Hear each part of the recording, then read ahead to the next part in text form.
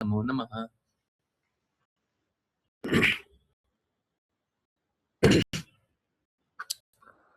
हरे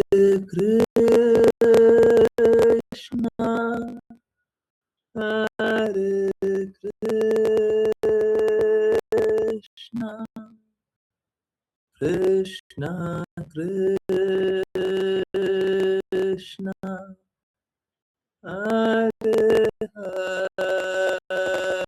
हरे हरे राम हरे राम राम राम हरे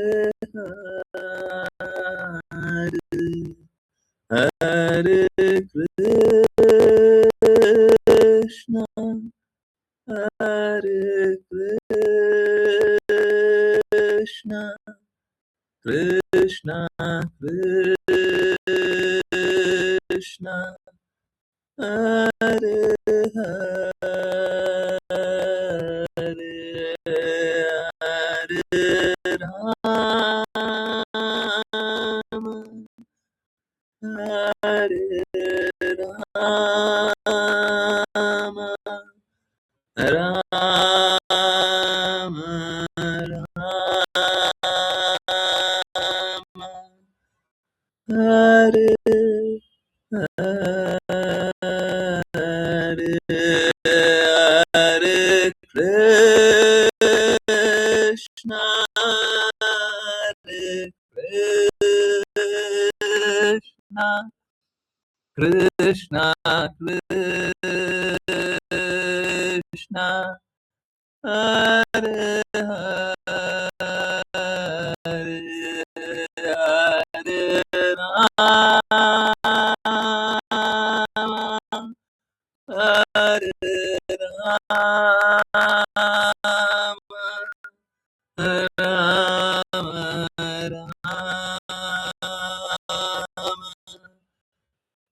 हरे हरे हरे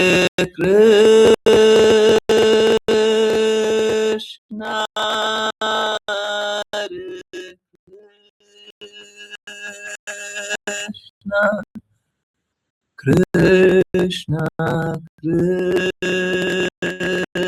कृष्णा हरे हरे हरे राम हरे राम राम राम हरे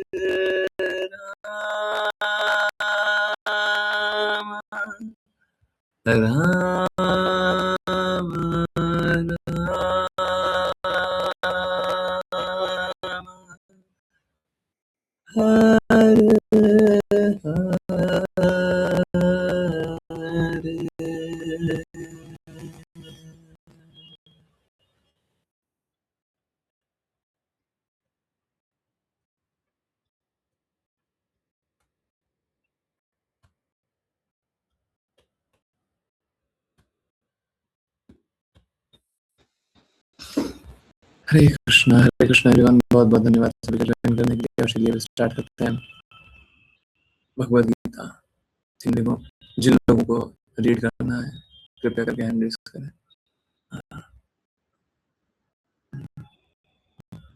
आकांक्षा शुक्ला माता जी, आप रीड करेंगे? उसके हैंड रेज किया।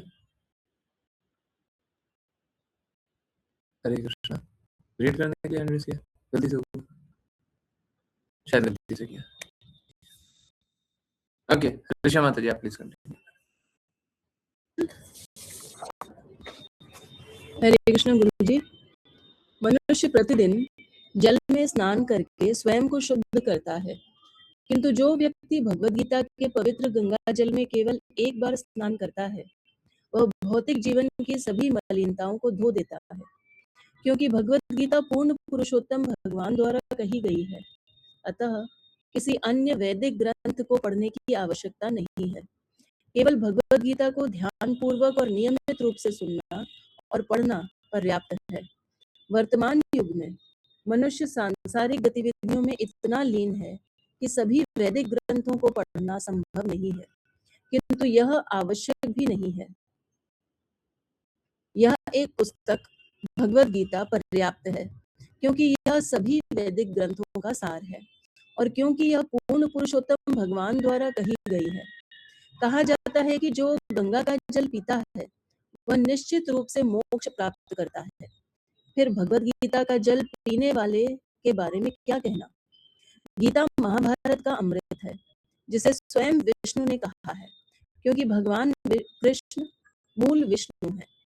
यह परम भगवान के मुख से निकला अमृत है और गंगा को भगवान के चरण कमलों से निकला हुआ कहा जाता है।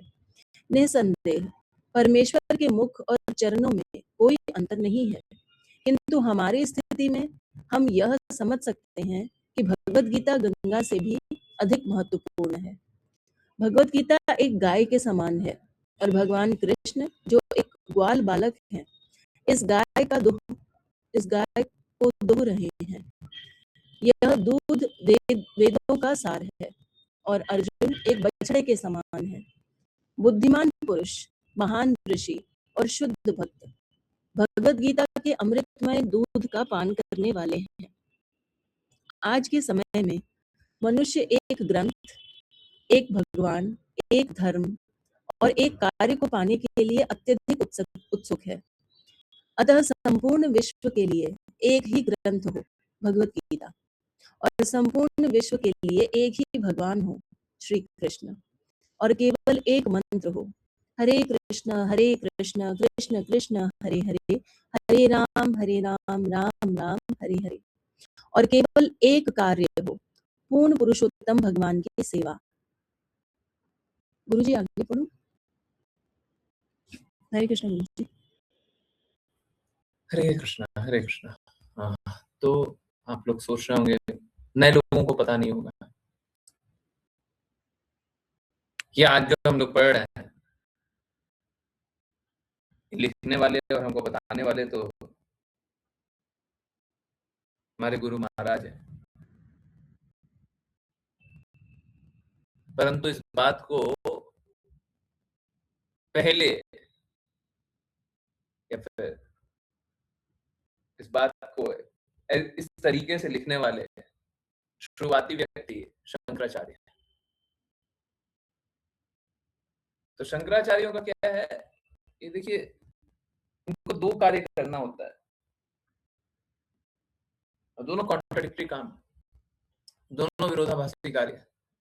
एक कार्य तो ये है कि सही सही बातें बताते हैं, और एक कार्य वो है कि जो कल्पना में लोगों को भरमाते हैं। दोनों ही कार्य करते हैं। तो हमको व्यक्तिगत रूप से हमको शंकराचार्यों से कोई दिक्कत नहीं है, परंतु आप अगर स्पष्ट रूप से देखें तो शंकराचार्यों की बहुत सारी बातें इस प्रकार से आपत्तिजनक भी होती है, हम स्वीकार नहीं कर पाते हैं, अजीब सी बातें होती है ना। बहुत सारी बातें होती है ना, शास्त्र के विरुद्ध बात बोल देंगे।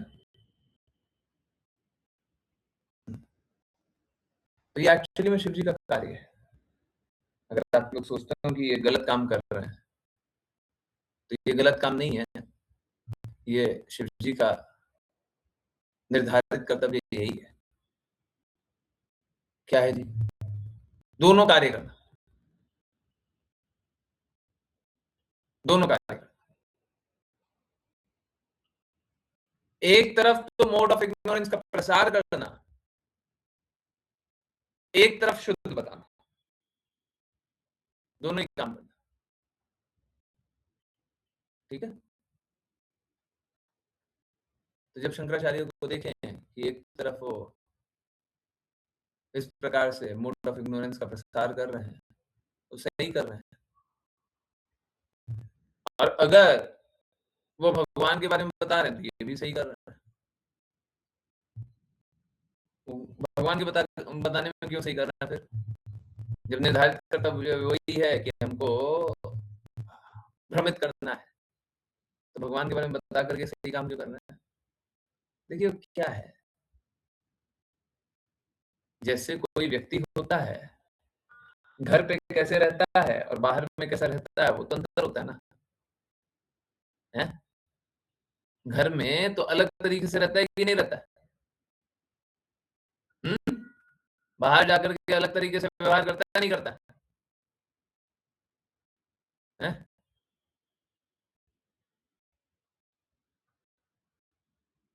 समझ में आ रहा है? अलग-अलग व्यवहार। घर में कुछ और, घर के बाहर कुछ और।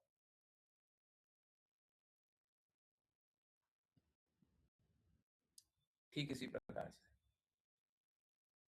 हुँ।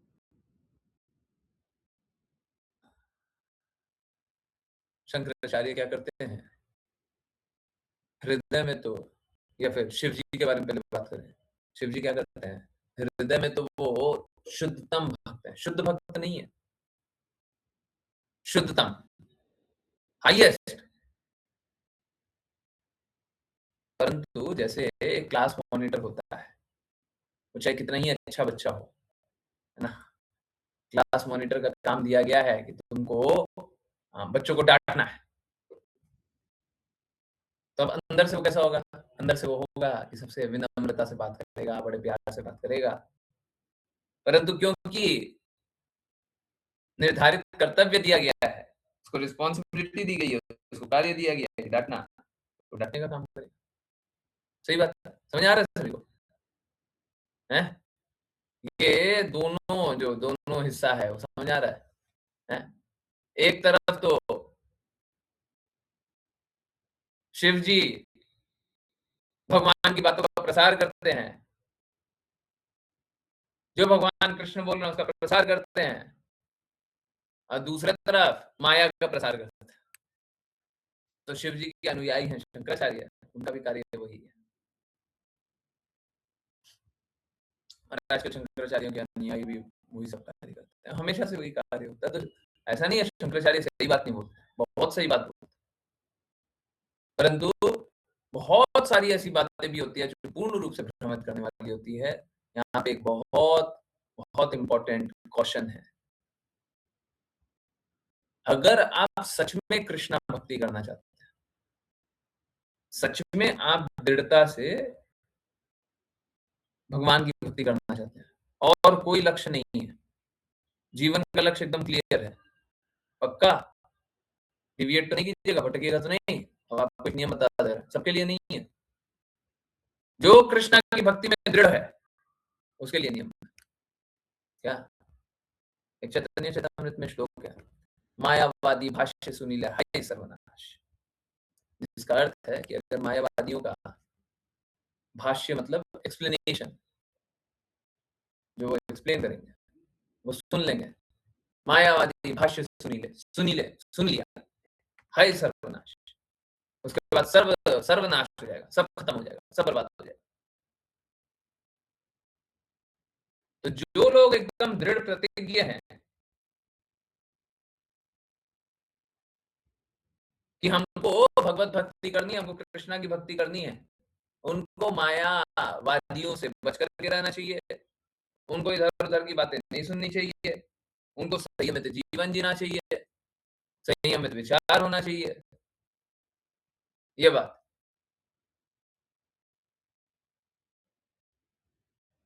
अगर मायावादियों का संग कर लिया तो सब खत्म हो जाएगा, भक्ति खत्म हो जाएगा। इस तरीके से हमको जानना चाहिए, हैं? इस तरीके से दृढ़ होना चाहिए। तो परंतु क्या है, जो शुद्ध भक्त हैं, बहुत सारे आपको समय-समय पे बहुत सारी बातें बताते रहेंगे, जो मायावादियों ने भी बोली है, परंतु शास्त्र सम्मत है तो वो बता देंगे। जैसे मायावादियों की बातें कैसी है, मायावादियों की बातें दो तरह की है। एक तो है पूर्ण रूप से पतन की तरफ ले जाएगा और एक तरफ से एकदम शुद्ध ज्ञान, दोनों ही बात होगी। तो कभी-कभी क्या होता है, कभी-कभी मायावादी का कोई-कोई बात सुनते हैं, जो आपको एकदम शुद्धतम ज्ञान है, तो दूसरों को विश्वास हो जाता है, देखो यही है शुद्ध। अब दूसरे को विश्वास हो गया, परंतु बात क्या है, वो शुद्ध बता ही नहीं रहा है, वो बता ही नहीं रहा है। एक बात शुद्ध बोल रहा है, 2 बात शुद्ध बोला है, 5 बात शुद्ध बोल रहा है, बाकी सब झूठ बोल रहा है। झूठ मतलब काल्पनिक विचारधाराओं से।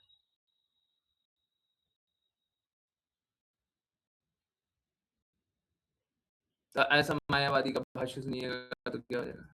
सर्वनाश, सब खत्म। तो अगर सब बर्बाद करना चाहते हैं, सब खत्म करना चाहते हैं, तो ऐसे मायावादियों की बातें सुन लीजिए। जब नहीं खत्म करना चाहते हैं, तो फिर भक्तों की बातें सुनिए। भक्तों के प्रति दृढ़ संकल्पित रहिए, तब फिर आप भटकिएगा नहीं। और जब मायावादियों की बातें सुनिएगा, तो सब खत्म हो जाएगा। ठीक है? तो निश्चित रूप से यहाँ पे शंकराचार्य की बात है, परंतु फिर भी हम लोगों को सावधानी पूर्वक जानना चाहिए। बहुत सारी बातें सही होगी, बहुत सारी बातें नहीं होगी। हमारे पास वो दृष्टिकोण नहीं है कि हम सही और गलत का भेद कर पाएँ। तो हमको किसी ऐसे शुद्ध भक्त के प्रति शरणागत होकर के शुद्ध भक्त के मुख से भगवान की बातें सुननी चाहिए, जो हमको बस एक लक्ष्य के प्रति सजग कर दे। नहीं तो देखिए, सच बोलते-बोलते अगर कोई झूठ बोलता है, अगर सपोज़ करें कोई आपको 5 बात सच बोल रहा है, 10 बात सही बोल रहा है, 20 बात सही बोल रहा है, आपने टेस्ट किया है, सारी बातें सही, और उसके बाद 21वीं बात झूठ बोल दिया, फिर क्या कीजिएगा? परंतु जिसका लक्ष्य ही है कृष्ण प्राप्ति, वो झूठ कैसे बोलेगा? तो बाकी सब लोग तो भ्रमित करने के लिए होंगे, परंतु जिसका लक्ष्य ही वही है जो आपका लक्ष्य है, समझ रहे हैं? आपको जाना है दिल्ली, कोई ट्रेन जा रही है दिल्ली, तो दिल्ली वाली ट्रेन में बैठ जाइए।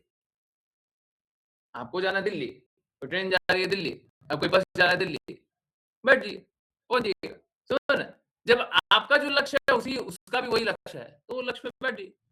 आपका लक्ष्य है कृष्णा प्रेम प्राप्ति, कोई कृष्णा प्रेम प्राप्ति के ही लिए बात कर रहा है, शास्त्रों के अनुसार बात कर रहा है, मेंटल स्पेकुलेशन नहीं हो रहा है। हाँ, तो जो बोल रहा है उसकी मान लीजिए, क्योंकि हमारी समझ तो सीमित है, भौतिक समझ तो सीमित है। और फिर बाकी जगह इधर-उधर सुनिएगा तो मायावादी भाष्य।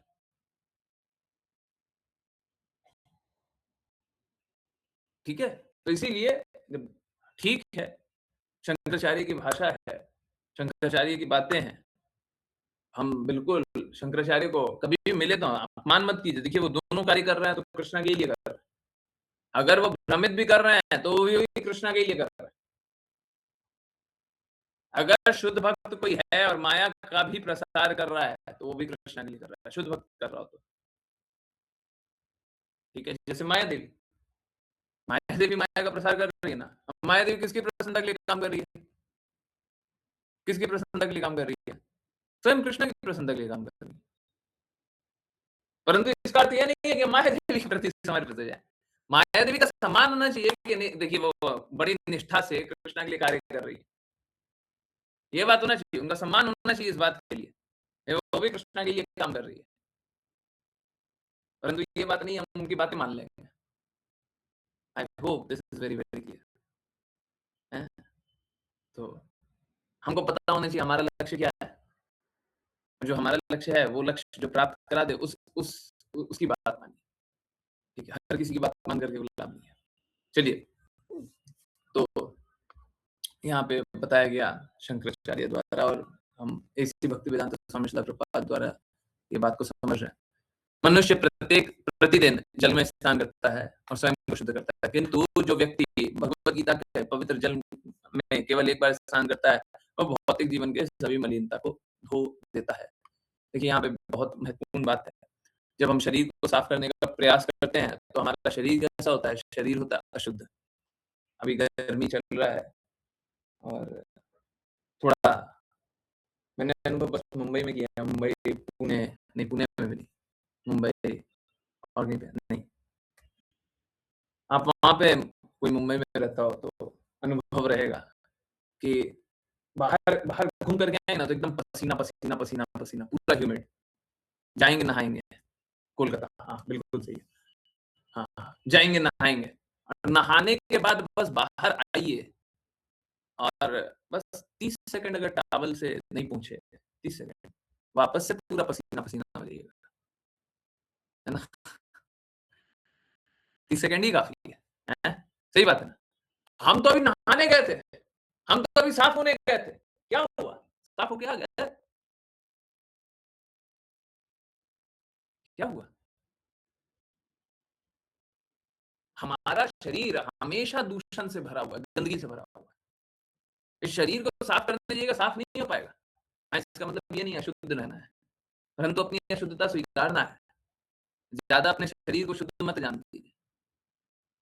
शरीर अशुद्ध है तो स्वीकारिए। अरे कितना ही अच्छा शरीर हो, हैं? अच्छे से अच्छा खाइएगा, अच्छे से अच्छा खाइएगा, हैं? कितना न्यूट्रिशनल चीज़ खा रहे हैं, कितना ये खा रहे हैं। अब मिलेगा क्या? मिलेगा तो मल और मूत्र, हैं? कितना सुंदर-सुंदर फल और सब्ज़ी खाया और मिला क्या? मिला क्या? तो शरीर क्या दे रहा है आपको? शरीर सब कुछ ले रहा है और दे क्या रहा है? बस गंदगी, बस गंदगी। ये है शरीर की वास्तविकता।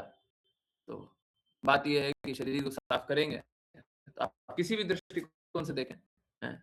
बाल को देखिए, नेल्स को देखिए, अ अ, जो हाथ के बीच में कोई भी शरीर के स्किन के बीच में जो पोर्स होता है उसको देख लीजिए, हैं? छिद्र, उससे क्या होता है पसीना निकलता है। आप देखिए, जहाँ से देखिए वहाँ से गंदगी निकलता है।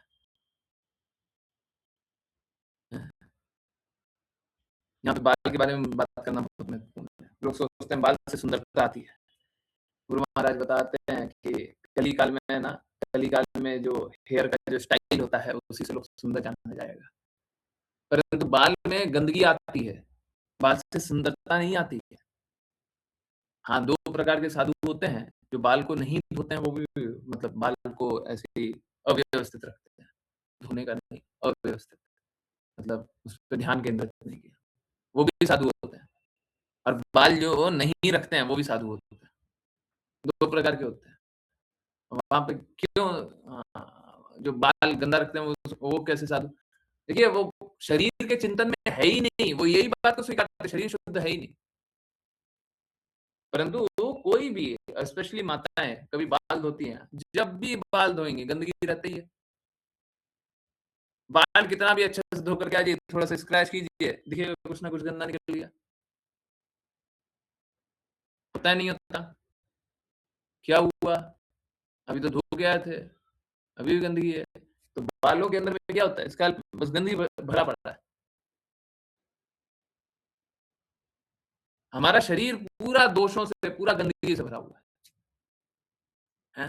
पूरा गंदगी से भरा हुआ है। तो इस शरीर को साफ कीजिएगा तो साफ नहीं होगा। क्या साफ कर सकते हैं? हाँ, हृदय को साफ किया जा सकता है। हैं? हाँ, तो भगवद गीता किस लिए है? वो हृदय को साफ करने के लिए, ठीक है? हाँ, आजकल कली काल में होने के कारण लोग वैदिक शास्त्रों को भी नहीं पढ़ पाते हैं, ठीक है। इस स्थिति में भी देखिए हम लोगों में बहुत पतित अवस्था है। हम लोग अगर वेदों को पढ़ने के लिए बोल दिया जाएगा तो हालत खराब हो जाएगी। हम लोग मालूम है कौन-सा सत्य स्वीकारते हैं। हम लोग वो शास्त्र और वो सत्य स्वीकारते हैं जो हमारे लिए कन्वीनिएंट होता है। हमको सत्य और झूठ से कोई मतलब ही नहीं है। हम जो चाहते हैं वही बात कहीं पे लिखी हुई मिल जाए, हम उसी को स्वीकारते हैं। है ना? हैं? हमने पहले ही सोच लिया शास्त्र में क्या होना चाहिए, हमने पहले ही सोच रखा है। शास्त्र में ये होना चाहिए, है ना? अब वो जो बोल देगा हम उसकी बात को स्वीकार कर लेंगे। फिर हम बोलेंगे देखो वहाँ पे ये लिखा है।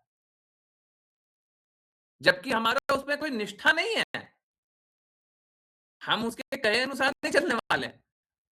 परंतु हम उस बात को इसलिए छेड़ दिए हैं, क्योंकि जो हम चाहते हैं वो वहाँ पे लिखा हुआ है। देखो, तो कन्वीनिएंट ट्रुथ चाहिए होता है, हैं? जो हमको चाहिए वो कहीं से निकाल दो।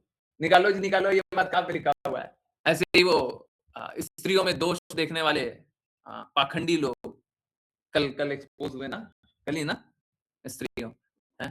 तो वो कहीं से उठा कर के कुछ निकाल लें।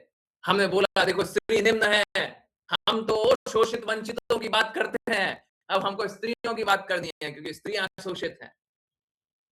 आपको ये अपना प्रोपेगेंडा चलाना है, इसलिए आप शास्त्रों को मिसकोट करके अपना जो आइडिया है उसको प्रोपोगेट करना चाहते हो। ये बड़ा कुत्सित प्रयास है। मूर्खों को इस प्रकार से भ्रमित भी किया जा सकता है। बिल्कुल सही बात। जो जानता है उसको कैसे भ्रमित करोगे? परंतु मूर्खों को भ्रमित किया जाता है। इसीलिए हमको किसी ऐसे प्रामाणिक व्यक्ति के पास जाना चाहिए जो शास्त्रों को यथारूप बताता हो। देखिए जी शास्त्र में यहाँ पे लिखा हुआ है, देखिए जी यहाँ पे लिखा हुआ है, देखिए जी यहाँ पे लिखा हुआ है।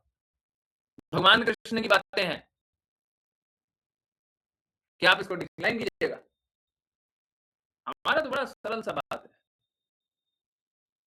कि क्या लोग भगवान कृष्ण की बातों के विपरीत जाकर के बात करेंगे? अगर करते हो तो फिर हमारा आपका कोई संग नहीं है। अगर भगवान कृष्ण की बातों को स्वीकारते हैं तो फिर कोई कष्ट है ही नहीं। आप सारी बातें स्वीकारिएगा जो हम बोल रहे हैं, क्योंकि हम कुछ बोल ही नहीं रहे। हम तो भगवान कृष्ण की बातों को रिपीट करने का प्रयास कर रहे हैं और उनकी बातों को ही दिखाने का तो मेरा कार्य है। वो तो हम दिखा देंगे, वो तो हम निकाल के दिखा देंगे। ठीक है, ओके। तो इस कली काल में लोग कुछ पढ़ भी नहीं पाता है, तो क्या क्या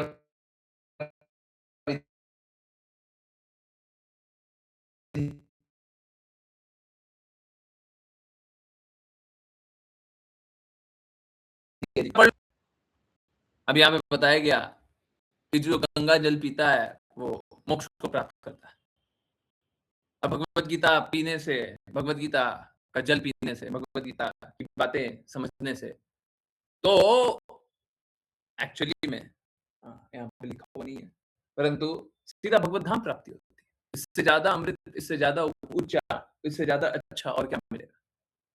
तो गीता महाभारत का अमृत है। महाभारत युद्ध हो रहा है, उसके बीच में क्या भगवत गीता बोली गई, तो वो अमृत है ना। हाँ, और स्वयं भगवान श्री कृष्ण के मुख से निकला हुआ है। ठीक है, तो इसीलिए यहाँ पे लिखा हुआ है भगवत गीता गंगा से भी अधिक महत्वपूर्ण है। अब यहाँ पे देखिए, आप सभी को पता होगा गाय का दूध पीते हैं ना, गाय का दूध पीते हैं, तो गाय के दूध को बोलते हैं दोहन, है ना? दोहन, है ना? गाय का दूध दूहते हैं, सुने? गाय का दोहन है, गाय का दूध दूहना, सुने? सब जानते हैं। देखिए दो शब्द है, बहुत महत्वपूर्ण है। एक है दोहन, दूसरा है शोषण। दोहन का अर्थ होता है कि जो आपकी आवश्यकता के लिए प्रदान कर दी गई है आप उसका उपयोग कर लो। अब स्थिति कैसा है, गाय जो दूध देती है, जितने बछड़े को आवश्यकता होती है उससे ज्यादा दूध देती है। गाय हमेशा बछड़े को जितनी आवश्यकता होती है उससे ज्यादा दूध देती है, कभी कम दूध नहीं देती, हमेशा ज्यादा दूध देती है। और ज्यादा दूध किस लिए देती है? क्योंकि गाय सभी की माता है। गाय सभी की माता है, परंतु जब अगर बछड़ा नहीं होगा तो दूध देगी।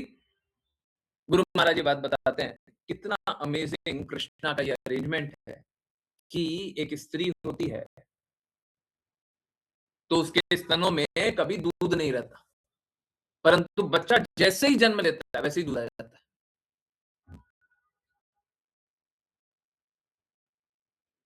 ये क्या अमेजिंग अरेंजमेंट है भगवान का, कोई समझ भी पाया है?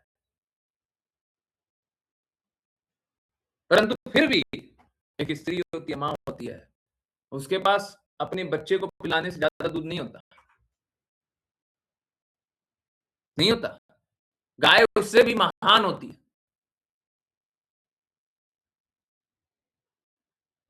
उससे भी महान होती है।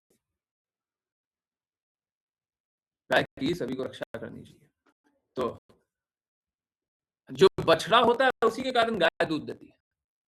तो यहाँ पे कैसा है, यहाँ पे बताया गया है भगवत गीता गाय के समान है, और गाय का बछड़ा कौन है? अर्जुन है। और कृष्णा वो ग्वाल बालक है जो गाय का दूध दूह रहे हैं, और वो दूध दूह करके जो अत्यधिक दूध है वो क्या कर रहे हैं, वितरित कर रहे हैं। बुद्धिमान पुरुष जो होते हैं वो इस दूध को ग्रहण कर लेते हैं। ठीक है, तो आज के दिन में दोहन नहीं होता, आज के दिन में गाय का शोषण ज्यादा हो रहा है ना। हाँ, इसी के लिए हम लोग भी प्रयास करेंगे आगे चल के कि गाय का शोषण ना हो। आप लोग साथ में बने रहिए, आगे चल के और कोशिश करेंगे, बहुत सारा कार्य करना है। सही बात है, मेरे में ही कमी है जो मैं कार्य नहीं कर पा रहा हूँ, अभी और बहुत सारा काम करना है। ठीक है, तो निश्चित रूप से उसके लिए भी कार्य करेंगे कि गाय का शोषण नहीं करेंगे, गाय का दोहन नहीं होना चाहिए। और गाय हम सभी की माता है और हर प्रकार से हम सभी के हित के लिए कार्य करती है, तो हम लोगों को भी गाय के हित के लिए कार्य करना चाहिए। बहुत व्यापक कार्य करना पड़ेगा, बहुत ज्यादा कार्य करना पड़ेगा। आप लोग जो भी सोचते हैं, जिस भी प्रकार से सोचते हैं कि गाय का भी किसी तरीके से बच रही है, बचा रहे हैं, बहुत मुश्किल स्थिति है। परंतु एक निवेदन है, हाथ जोड़ करके निवेदन है, कृपया करके गाय का ही दूध पिया करें, कभी भी भैंस का दूध ना पिए, इधर उधर कुछ नहीं, है ना, गाय का दूध। ठीक है, गाय का दूध ही पिए, महंगे से महंगा है तो भी गाय का दूध ही पिए। वो माताएं अक्सर कंप्लेन करती हैं, चाय बनाते हैं ना तो पतला होता है, पतला होता है तो उसको गाढ़ा कर लीजिए, पर गाय का दूध ही पीजिए। ठीक है, वैसे भक्त तो चाय पीना छोड़ देता है ना, परंतु कोई बात नहीं, अगर चाय पीते हैं ठीक है, तो भी सबको एक कृपया गाय का ही दूध पिए। माँ का दूध पिया जाता है, मौसी का नहीं, है ना। सही बात है, सही बात है। तो मौसी भी नहीं लगती है, वो तो जो दूसरी है वो मौसी भी नहीं लगती है। और गाय भी यहाँ पे कौन सी गाय का दूध होना चाहिए, देसी गाय का दूध होना चाहिए। आई नो देसी गाय बहुत तो मिलेगा ही नहीं, आप लोग जो शहर में रहते होंगे अक्सर तो देसी गाय का जानते ही नहीं होंगे, देसी गाय कहाँ से मिलेगा, जो डेयरी का दूध पीते उनको पता ही नहीं। परंतु जो भी स्थिति है, कम से कम गाय का दूध तो पीजिए ही पीजिए, अगर संभव हो तो देसी गाय का दूध पीजिएगा। चलिए, ये बहुत इंपॉर्टेंट मैसेज है, और गाय को शोषण से करने से बचाना है, हम सभी का ये कार्य होना चाहिए। बहुत व्यापक कार्य, बहुत ही ज्यादा बड़ा कार्य इसको करना है। चलिए, आज के समय में थोड़ा सा एक्सीड हो जाएगा, 5-10 मिनट, ज्यादा देर नहीं। आज के समय में मनुष्य एक ग्रंथ कौन सा है, भगवत गीता, एक भगवान कौन है, भगवान श्री कृष्ण, एक धर्म सनातन धर्म, एक कार्य भगवान की भक्ति पाने के लिए अत्यधिक उत्सुक है। अतः संपूर्ण विश्व को एक ही ग्रंथ भगवत गीता, संपूर्ण विश्व को एक ही भगवान श्री कृष्ण, एक ही मंत्र हरे कृष्णा कृष्णा कृष्णा हरे हरे, हरे राम राम राम हरे हरे, केवल एक ही कार्य, पूर्ण पुरुषोत्तम भगवान की सेवा। देखिए, कोई भी कार्य करना हो तो भगवान की सेवा करते हुए कीजिए, फिर कोई कार्य अपराधजनक नहीं होगा, नहीं तो अपराध कीजिएगा ही कीजिएगा। ठीक है, चलिए हम अब गुरु शिष्य परंपरा के बारे में जानते हैं कि कहाँ से गुरु शिष्य परंपरा आई है। भगवत गीता 4.2 में गुरु शिष्य परंपरा के बारे में बताया गया है। ये लास्ट भाग है इंट्रोडक्शन का, इसके बाद भगवत गीता शुरू होगी। ठीक है, हरे कृष्णा। विपुल प्रभु जी। हरे कृष्ण गुरु जी। शिष्य परंपरा यह भगवत गीता जैसी है, इस शिष्य परंपरा के माध्यम से प्राप्त हुई है। 1 कृष्ण, 2 ब्रह्मा, 3 नारद, 4 व्यास, 5 मध्व, 6 पद्मनाभ, 7 नरहरि, 8 माधव, 9 अक्षोभ्य, 10 जयतीर्थ, 11 ध्यान सिंधु, 12 दयानिधि, 13 विद्यानिधि, 14 राजेंद्र, 15 जयधर्म, 16 पुरुषोत्तम, 17 ब्रह्मण्य तीर्थ, 18 व्यास तीर्थ, 19 लक्ष्मीपति, 20 माधवेंद्रपुरी, 21 ईश्वरपुरी या नित्यानंद अद्वैत, 22 भगवान चैतन्य, 23 रूप अर्थात रूप स्वरूप और सनातन, 24 रघुनाथ जीव, 25 कृष्णदास, 26 नरोत्तम, 27 विश्वनाथ, 28 बलदेव जगन्नाथ, 29 भक्ति विनोद, 30 गौर किशोर, 31 भक्ति सिद्धांत सरस्वती, 32 भक्ति वेदांत स्वामी प्रभुपाद। हरे कृष्ण गुरु। हरे कृष्ण हरे कृष्ण। तो देखिए ये गुरु शिष्य परंपरा है। गुरु शिष्य परंपरा कभी कभी ऐसा लगता है, गुरु महाराज ये बात बताते हैं, कभी कभी ऐसा लगता है कि ये ब्रोकन है ना। ब्रोकन मतलब कि जैसे मैं आपको एक एग्जांपल ले लूं। ओके, नरोत्तम दास ठाकुर के बाद विश्वनाथ चक्रवर्ती ठाकुर। ये एक्चुअली में अगर आप देखेंगे तो आपको पता चलेगा, नरोत्तम दास ठाकुर के शरीर त्यागने के बाद विश्वनाथ चक्रवर्ती ठाकुर जन्म लिए हैं। If I am not wrong, मेरे को एक बार फिर से चेक करना पड़ेगा, बट जितना मेरे को याद आ रहा है यही है। ओके ठीक है। ओके, और मैं एक काम करता हूँ, आप लोगों को दिखाता हूँ। ठीक है, ओके ओके, चलिए मैं आपको दिखाऊं। ओके, यहाँ पे देखिए नरोत्तम दास ठाकुर के जन्म का तो पता है ना, क्या है, 13 फरवरी 1520। अब देखिए सामान्य स्थिति से समझिए, किसी की भी आयु कितनी होती है, करीबन 100 साल, है ना। ठीक है, 105 साल 110 साल भी हो सकता है, बट 100 साल ना, एक बार के लिए मान लीजिए। तो देखिए ये बात तो सही है कि कोई भी एक शुद्धतम भक्त का आयु भौतिक कैलकुलेशन से नहीं जोड़ सकते हैं, परंतु मैं आपको एक सिद्धांत स्थापित करने के लिए दिखा रहा हूँ। तो नरोत्तम दास ठाकुर 1520 में जन्मे, तो शरीर त्यागने की लीला 1620 के आसपास हो गई होगी। डेथ का डेट अननोन है, क्लियर नहीं है, कुछ कुछ कारणों से हो सकता है हिस्ट्री में डिलीट भी किया गया, उसमें नहीं जाते। ठीक है, जन्म का तिथि तो क्लियर है, शरीर त्यागने का तिथि क्लियर है। ओके, मान लीजिए 1620। अब इनके शिष्य कौन है, जिनका जन्म ही 1638 में हुआ है। अब जो शिष्य होगा भी तो 5-10 साल के बाद ही शिष्य बनेगा ना, बच्चा 5 साल का हो जाएगा तभी तो शिष्य बनेगा। तो 1643 के आसपास कभी होगा, मतलब 123 साल बाद, नरोत्तम दास ठाकुर के जन्म के 123 साल बाद उनके शिष्य हैं। ये कैसे आते हैं? देखिए आवश्यक नहीं है कि शिष्य गुरु के फिजिकल प्रेजेंस में रहे।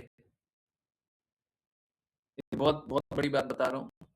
गुरु महाराज बताते हैं कि डिसिप्लिक सक्सेशन मतलब डिसिप्लिक कंक्लूजन को स्वीकारना।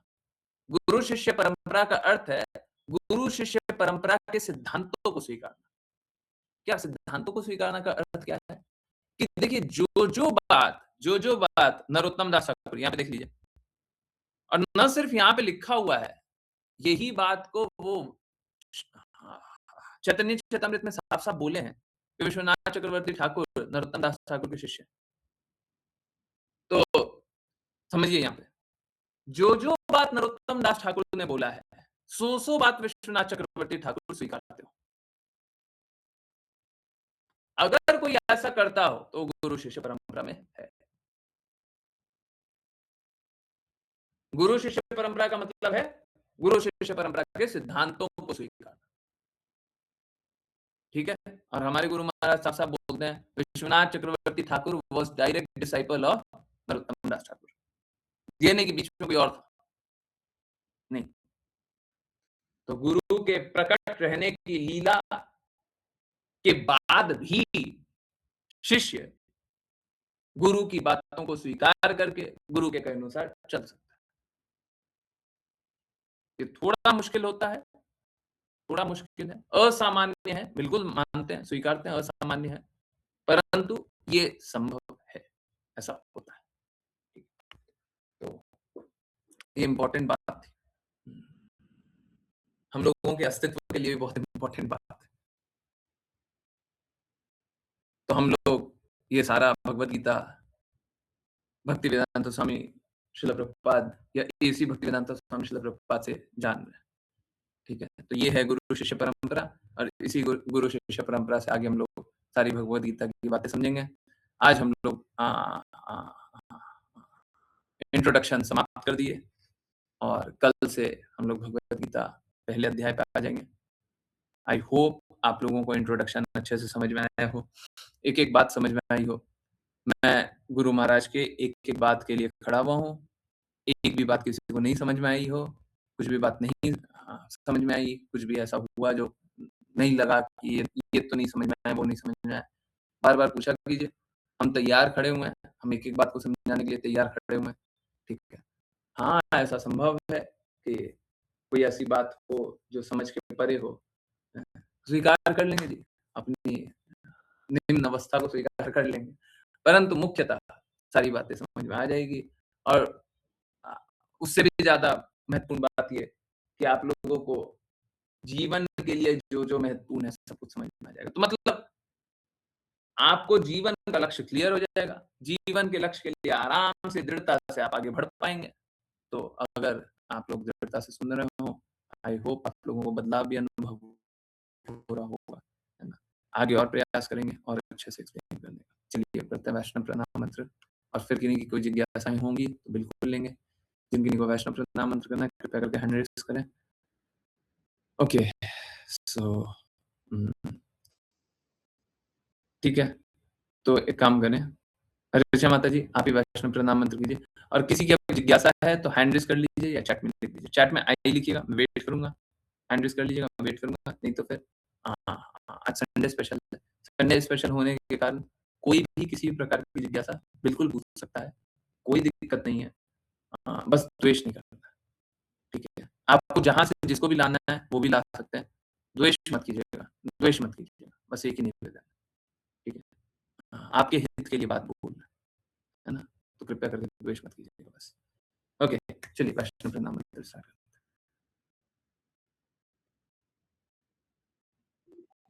वाञ्छकल्पतरुभ्यश्च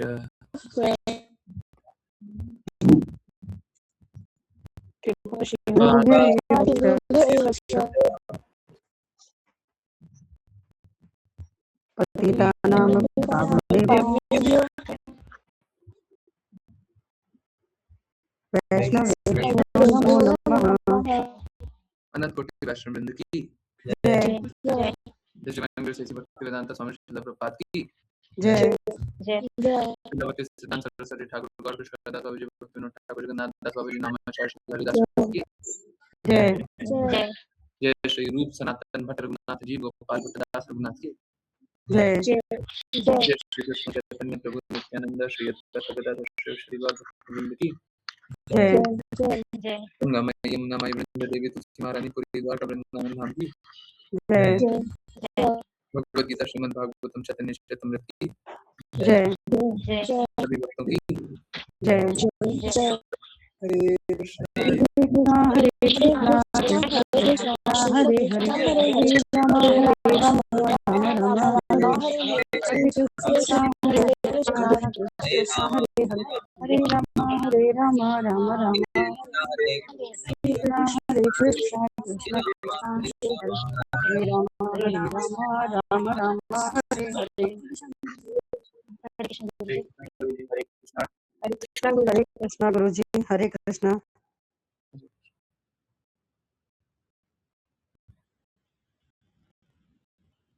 हरे कृष्ण गुरु जी हरे कृष्ण हरे कृष्ण हरे कृष्ण हरे कृष्ण हरे कृष्ण। यस, किन्हीं की कोई जिज्ञासा, कुछ पूछना, कुछ बताना, कुछ बोलना, कुछ जानना है, एंड यस